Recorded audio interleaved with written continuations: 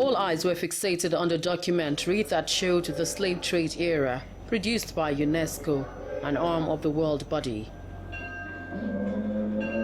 It was time to go back memory lane, and obviously emotions built up at the sight of the brutal torture and total dehumanization of the slaves by their masters. The era remains the darkest chapter of human race that I and everyone in this auditorium never witnessed. However, we are enjoying the freedom these slaves suffered and died for. Evelyn, a journalist, could not hold back those tears.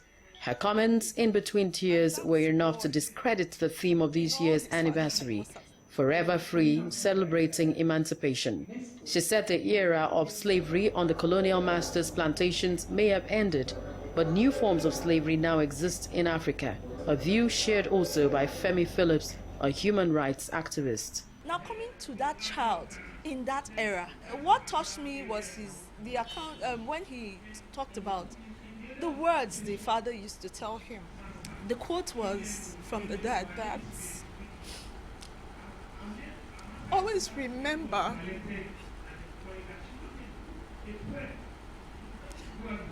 that you are still a human being in spite of they trying to turn you into a beast.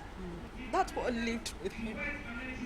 That, for me, was a breaking point. Africans are still enslaved.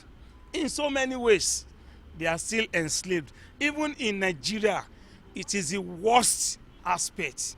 That is why human rights activists are coming out to challenge the actions of these dreaded animals in human skin.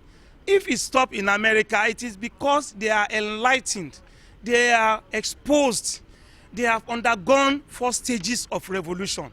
Change is very, very important because when another revolution comes, it will catch up with them. Femi also believes most of the articles of the UN Human Rights Council Charter have not been followed by African rulers, with special focus on Nigeria. Racism will never stop. It does not mean if you are a black man, even inside your family there is racism.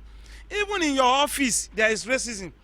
There is discrimination in your office, in your environment, in everywhere there is discrimination. With such a day like this, we should ponder on what is happening now and try to see how we can proffer solution to these new forms coming up. As the world remembers and honors victims of the slave trade era, concerns are on the high insecurity level, poverty, unemployment, death of infrastructure, political instability, amongst others. A far cry from freedom. Loretta Chiogo, TVC News.